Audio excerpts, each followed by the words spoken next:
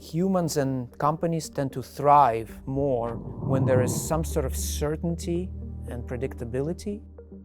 It is very important to have that North Star, that direction, that helps us know where we're going, and then a set of options and paths on how to get there.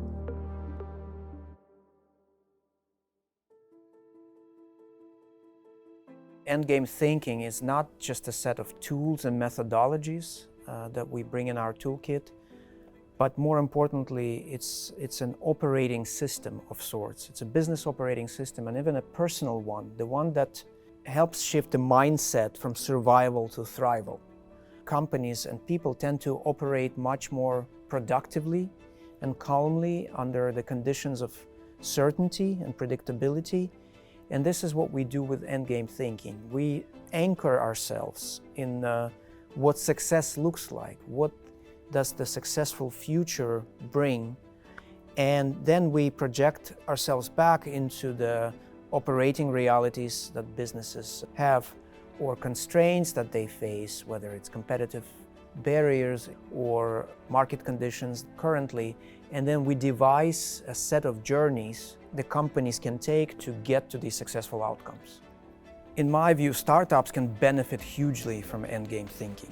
We know the anatomy of success quite well. We also know the anatomy of failure, having dissected hundreds of and thousands of failed startups. And endgame thinking is really a methodology that accelerates a set of sequential journeys that startups take, from getting their first round of funding, coming out of the garage, getting to market faster than your competition, getting to revenue. All of these are these success journeys that, if maximized through the lens of this endgame thinking methodology, could effectively maximize the chance of success, or more precisely, statistically speaking, minimize the chance of failure for these startups.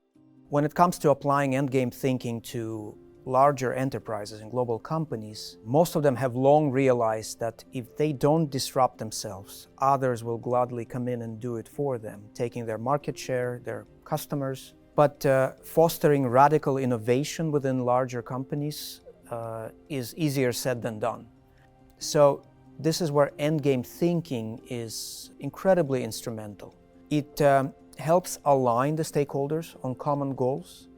It helps support these transitions along these journeys when needed.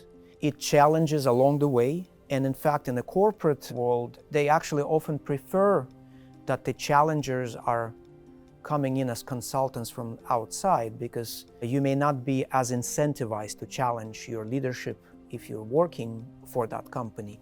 I have many examples of successes, both within enterprise world and startups.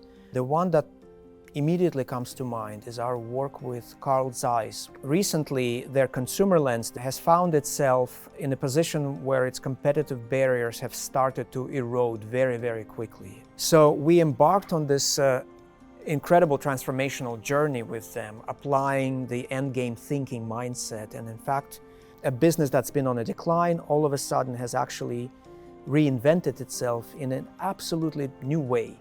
We plugged in their incredible diagnostics equipment to the doctors that can diagnose very quickly, but using telemedicine platforms. So you don't necessarily need to wait for a doctor at your prescription center, while offloading the local professionals to tell you all about the benefits of Zeiss lenses. So this incredible conglomeration, all of that came together beautifully in this brand new platform called Visu 360 that effectively put Zeiss back on the growth map and has been instrumental to their recovery ever since. Endgame thinking effectively does that type of transformation and sort of kicks off that transformation at pretty much every level within the organization. And if that doesn't improve or strengthen the way companies can deal with ever-changing business environments, then I don't know what does. When it comes to personal leadership and how endgame thinking can be applied to it, it could be used as this personal operating system. Leadership is not a given, but it's rather earned. And true leaders are very good at creating the commitment around the future goals and then empowering people to get there together. So the more you as a leader can create and drive these successful outcomes with your team, the more your people, your team will actually believe that it is a matter of a system and a pattern rather than luck. Although I don't want to dismiss luck completely.